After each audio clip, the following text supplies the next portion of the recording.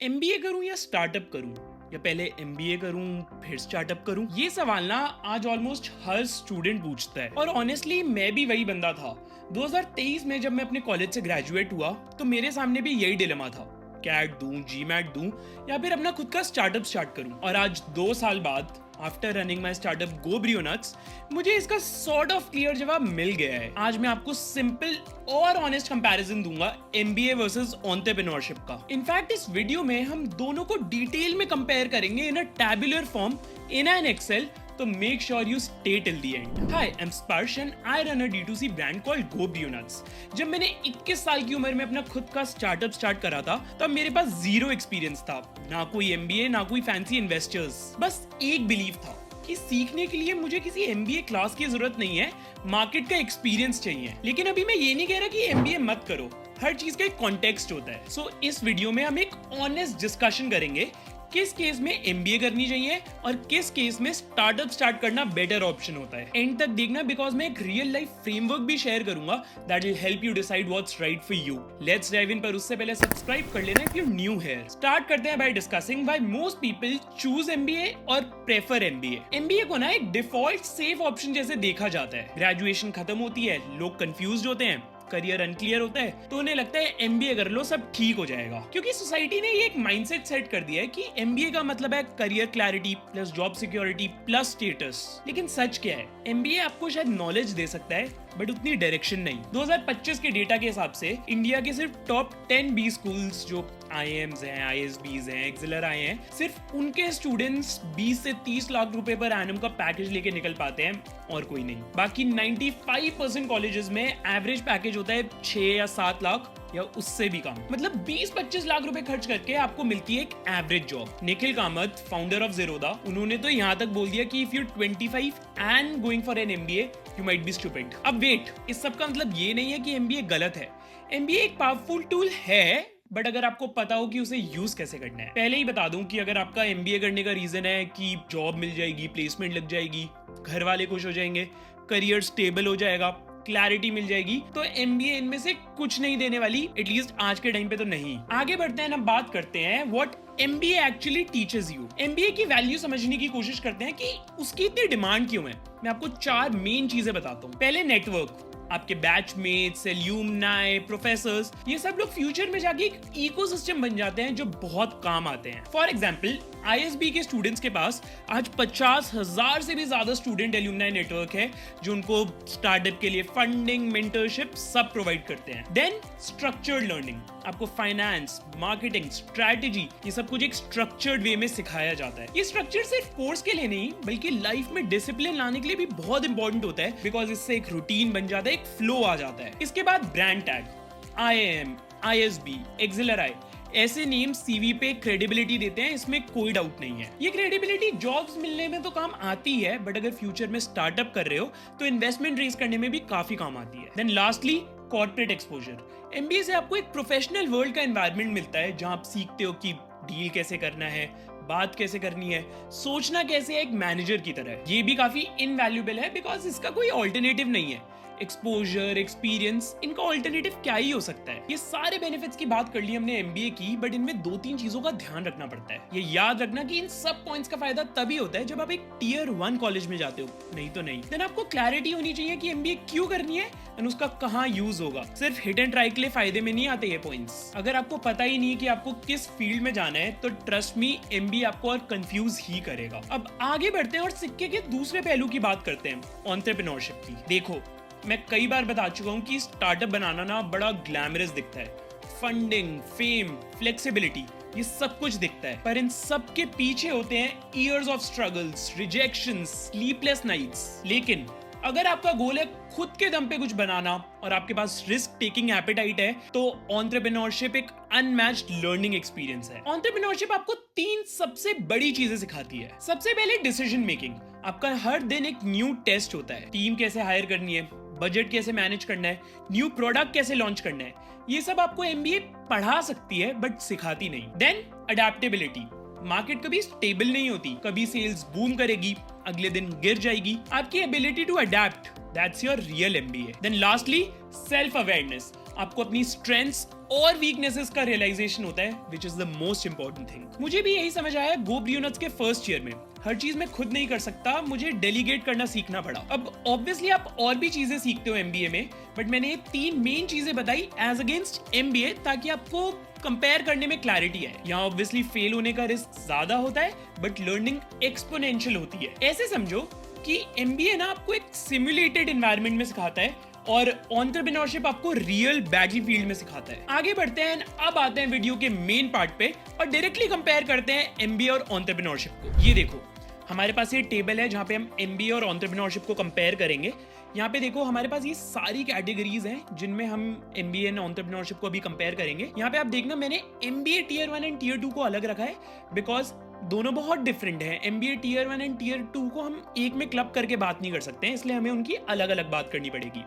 सबसे पहले अगर हम रिस्क की बात करें तो एमबीए टीयर 1 में होती है लो रिस्क। अगेन आप टीयर 1 कॉलेज IIM ISB में जाते हो तो आपका रिस्क, करियर को लेकर रिस्क बहुत ज्यादा कम हो जाता है, तो इसलिए ये लो रिस्क है। फिर एमबीए टीयर 2 ये होता है मीडियम टू हाई रिस्क। अब ऐसा क्यों? क्योंकि अगेन वहाँ पे प्लेसमेंट्स अच्छी नहीं होती। हम आगे भी ROI की जब बात करेंगे मैं एवरेज प्लेसमेंट्स भी बताऊंगा। आप इतना ज़्यादा स्पेंड करते हो, टाइम लगाते हो, एंड अब डिग्री की वैल्यूज जब इतनी कम होती जा रही है, टीयर 2 से एमबीए करना इतना सेंस नहीं बनाता, इसलिए मीडियम टू हाई रिस्क रहता है आपके करियर पे। देन एंटरप्रेन्योरशिप ऑब्वियसली ये होता है हाई रिस्क। कोई प्रेडिक्टेबिलिटी नहीं होती, कुछ नहीं पता होता करियर का, इसलिए ये एक बहुत हाई रिस्क चीज है एंटरप्रेन्योरशिप। इसके बाद आते हैं लर्निंग पे। लर्निंग से मेरा मतलब है कि लर्निंग का क्या तरीका होता है। अगर हम इसको लर्निंग के पॉइंट ऑफ व्यू से देखें तो एमबीए में ऑब्वियसली एक स्ट्रक्चर्ड तरीके से लर्निंग होती है एंड थ्योरेटिकल लर्निंग होती है। मतलब कि आपको ऑब्वियसली, जैसे मैंने पहले बताया था, एक स्ट्रक्चर में सब कुछ सिखाया जाता है एंड काफी थ्योरी बेस्ड होता है। एमबीए टीयर 2 में भी अब ऑब्वियसली सेम होता है, करिकुलम एमबीए का ऑलमोस्ट सेम होता है। एंटरप्रेन्योरशिप में on the other hand unstructured learning होती है, बट प्रैक्टिकल लर्निंग होती है।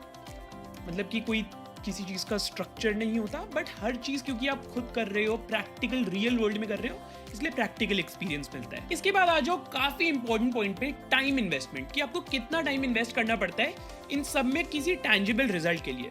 इसकी स्पेलिंग ठीक कर देते हैं हम यहाँ पे।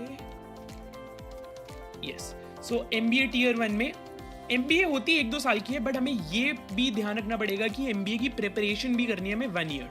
सो 1 year preparation and 1 to 2 years of MBA. 1 साल की ISB जैसे 1-2 अच्छे कॉलेजेस में एमबीए होती है टीयर 1 में, तो 1 to 2 years लिखा है मैंने। टीयर 2 में भी अगेन 1 ईयर की प्रिपरेशन लेके चलते हैं। कई लोग होते हैं जो ज्यादा 2-3-4 साल भी प्रिपेयर करते हैं, 1 साल हम एवरेज पे लेके चलते हैं। सो 1 year of preparation and again 2 years of MBA, तो दोनों में टोटल 3-3 साल। अब एंटरप्रेन्योरशिप पे अगर हम आए तो टाइम इन्वेस्टमेंट का कैसे पता लगे?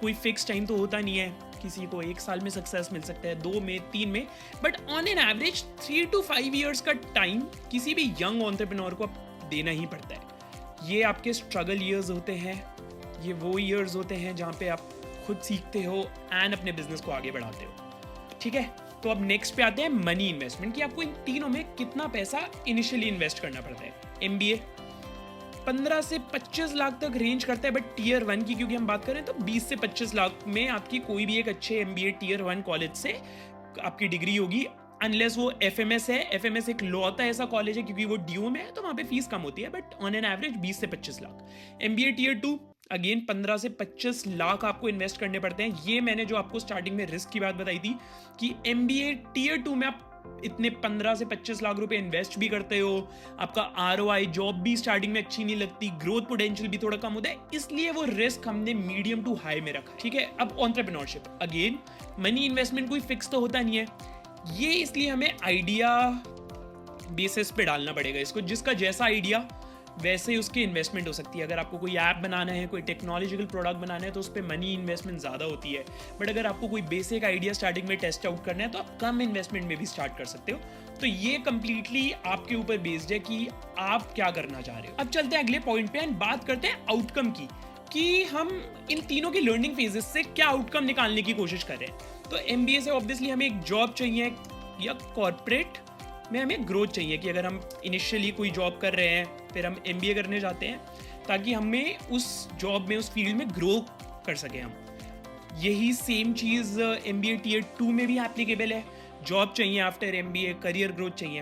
एंटरप्रेन्योरशिप में हमारा आउटकम होता है बिजनेस ग्रोथ। हम चाहते हैं कि इनिशियली हम जो टाइम लगा रहे हैं उससे हमारी जो उसका आउटकम हो वो बिजनेस में दिखे, हमारे बिजनेस ग्रो करे हमारा। फिर अगले पॉइंट पे आते हैं ROI, रिटर्न ऑन इन्वेस्टमेंट। हर कोई इसी को लेके कंपेयर करता रहता है कि यार ROI क्या होगा, क्या मेरे को रिटर्न्स मिलेंगे। तो इसके बारे में बता देता हूँ। MBA Tier 1 सबसे अच्छा ROI होता है। 20 से 40 लाख की आपकी जॉब लग सकती है बहुत इजीली अगर आप एक अच्छे Tier 1 कॉलेज से MBA करते हो। MBA Tier 2 very poor ROI returns. Range again decide करना थोड़ा सा मुश्किल है क्योंकि Tier 2 का जो बेस है कॉलेज का वो बहुत बड़ा है। कोई कॉलेज में आपकी 5-6 लाख, किसी में 10-12 लाख की भी मिल जाती है, बट इसी रेंज के आसपास घूमता है। 12-14 से ज्यादा मिलना मुश्किल है Tier 2 में आज के टाइम पे। Then entrepreneurship. अब यहाँ पे ROI समझना ना आपके लिए बहुत इंपॉर्टेंट है। देखो मैं यहाँ पे एक वर्ड लिख रहा हूँ, इसे समझो, अनलिमिटेड। अब इसका क्या मतलब है? देखो ऐसे डायरेक्टली बताना तो मुश्किल है कि आपने 20 लाख रुपए डाले, आपने 50 लाख कमा लिए। बिजनेस में ऐसा तो हो नहीं सकता, यहाँ पे हम बैठ के ये तो बता नहीं सकते। अब कितना पैसा आप डालोगे, क्या आपका आइडिया, उस सब पे डिपेंड करता है। बट इतना पक्का है कि आपका जो ROI है ना वो अनलिमिटेड हो सकता है। इसे ढंग से समझो। अगर आप सीरियस हो एंटरप्रेन्योरशिप को लेके, आपको खुद का कुछ बिल्ड करना है, आपको ट्रस्ट है अपने आइडिया पे, तो आप इतना कमा सकते हो कि किसी के लिए अभी यहाँ पे बैठ के सोचना बहुत मुश्किल है। तो इसका ROI अगेन रिस्की है बट अनलिमिटेड हो सकता है। अब लास्ट पॉइंट की बात करें तो स्किल्स डेवलप्ड। इन तीनों में आपकी कौन सी स्किल्स डेवलप हो रही हैं, ये मैं आपको वीडियो में पहले भी बता चुका हूँ, फिर से हम एक बार बात कर लेते हैं। Management skills, leadership skills, strategy, ये मेन 3 स्किल्स होती हैं जो एक MBA आपको बड़े अच्छे से सिखा सकती हैं। अब Tier 2 में भी क्योंकि करिकुलम सेम होता है तो ये 3 स्किल्स वहाँ पे भी आप सीख सकते हो। बट एक चीज़ आपको अकाउंट फॉर करनी पड़ेगी कि जो आपके बैचमेट्स होते हैं, जो आपका नेटवर्क होता है, जो एल्यूमनाई नेटवर्क होता है, उनका बहुत बड़ा रोल होता है इन तीनों स्किल्स की डेवलपमेंट में, जो Tier 1 कॉलेजेस में बहुत अच्छा होता है एंड Tier 2 में थोड़ा एवरेज होता है। तो इसलिए वो डिफरेंस ज़रूर आता है इन स्किल्स में। देन एंटरप्रेन्योरशिप, इसकी अभी हमने स्किल्स की बात थोड़ी देर पहले ही की थी, मैं फिर से मेंशन कर देता हूँ। Self awareness, decision making and adaptability, ये 3 मेन स्किल्स आप डेवलप करते हो एज अगेंस्ट एन MBA। तो ये थे मेन डिफरेंशिएशन पॉइंट्स जिससे आपको काफी ज्यादा क्लैरिटी आ जानी चाहिए MBA वर्सेस एंटरप्रेन्योरशिप में। इन तीनों को यहाँ पे आप पॉज करके देख सकते हो, इनको ढंग से समझो, कोई डाउट हो तो मेरे से पूछ लेना। देखो ये समझना बहुत जरूरी है कि दोनों पाथ्स अलग हैं, इसमें कोई एक राइट या एक रॉन्ग नहीं है, हर किसी के लिए ये अलग हो सकता है। मेरे लिए आज से 2 साल पहले MBA शायद एक गलत ऑप्शन होता, आज किसी के लिए शायद स्टार्टअप एक गलत ऑप्शन है। बस ये डिसाइड करो कि आपको किस टाइप का लाइफ पाथ चाहिए। अगर आपको स्ट्रक्चर, स्टेबिलिटी और कॉर्पोरेट एक्सपोजर चाहिए तो MBA आपके लिए है। अगर आपको chaos, कंट्रोल और फ्रीडम चाहिए then entrepreneurship. And if you want both you can always go for an MBA first and then jump into entrepreneurship. इसी बात पे अब आगे बढ़ते हैं एंड मैं आपको एक फ्रेमवर्क दे देता हूं that might help you decide what's right for you. मैंने खुद इसी फ्रेमवर्क को यूज करके अपने टाइम पे डिसीजन लिया था। स्टेप 1, अपनी एज और रिस्क कैपेसिटी को देखो। अगर आप 20 से 23 के बीच में और रिस्क ले सकते हो देन एंटरप्रेन्योरशिप ट्राई करो। आप अपनी ग्रेजुएशन के साइड बाय साइड या फिर ग्रेजुएशन के बाद जॉब के साइड बाय साइड एंटरप्रेन्योरशिप को ट्राई कर सकते हो। बट अगर आप 24 से 27-28 के बीच हो और फैमिली का प्रेशर बढ़ रहा है then I think MBA is a better safer option for you. Then step 2, अपना वाई समझो, ये बहुत इंपॉर्टेंट है। आप MBA प्लेसमेंट के लिए कर रहे हो या लर्निंग के लिए, आप स्टार्टअप ईगो के लिए कर रहे हो या इम्पैक्ट के लिए, इसको आपको खुद ही समझना पड़ेगा, कोई और आके नहीं समझाएगा ये आपको। देन स्टेप 3, 1 ईयर का एक्सपेरिमेंट कर लो, ट्राई कर लो, 1 साल जॉब कर लो, साइड हसल कर लो, इंटर्नशिप कर लो, उसके बाद आपको खुद क्लैरिटी मिल जाएगी। मुझे भी क्लैरिटी इसी से मिली। शॉर्ट में अपनी स्टोरी बता देता हूँ। जब मैं अंडर ग्रेजुएशन कर रहा था, मेरा प्लान था उसके बाद एकदम से MBA करने का, तो मैंने उसके लिए कोचिंग ली, पढ़ाई करी, एग्जाम के लिए प्रिपेयर करा, सब सेट था। बट इसी टाइम पे अपना CV स्ट्रॉन्ग करने के लिए मैंने offline internship and side by side freelancing भी करी। इससे 2-3 चीजें हुई। पहले तो मुझे ये समझ आया कि अंडर ग्रेजुएशन के बाद एकदम से MBA नहीं करनी, पहले कुछ वर्क एक्सपीरियंस लेना है। दूसरा, मेरी स्किल्स डेवलप हुई जो एक स्टार्टअप के लिए नेसेसरी होती है। अब क्योंकि मुझे हमेशा से खुद का कुछ करना था, मेरी उम्र 21 साल थी, रिस्क टेकिंग एपेटाइट था एंड मेरा वाई क्लियर था, I went for entrepreneurship. So this was the comparison between MBA and entrepreneurship. ये समझो कि MBA और entrepreneurship दोनों ही सक्सेसफुल पाथ हैं और दोनों एक ही चीज पे डिपेंड करते हैं, आपका इंटेंट. एंड ये भी क्लैरिफाई कर दूं कि आप बिना MBA के भी एंटरप्रेन्योर बन सकते हो, MBA करने के बाद भी एंटरप्रेन्योर बन सकते हो, एंटरप्रेन्योर बनने के बाद भी MBA कर सकते हो. बस आइडिया ये है कि जो भी आप डिसीजन लो, जो भी करियर पाथ आप चूज करो, वो एक वेल इन्फॉर्म्ड डिसीजन हो. मेरे लिए एंटरप्रेन्योरशिप वाज माय MBA. मुझे हर दिन एक न्यू केस स्टडी मिलती है, हर गलती एक न्यू सब्जेक्ट बन जाती है. अगर आपको भी लाइफ में कुछ करना है तो स्टार्ट समवेयर. MBA या स्टार्टअप, कुछ भी करो, बस मूव करना जरूरी है. बिकॉज क्लैरिटी एक्शन से आती है, ओवर थिंकिंग से नहीं. कुछ छूट गया हो या और कुछ जानना हो तो कमेंट्स में बता देना. दिस इज स्पर्श Goyal, not perfect, just honest. Thank you for your time and I will see you around.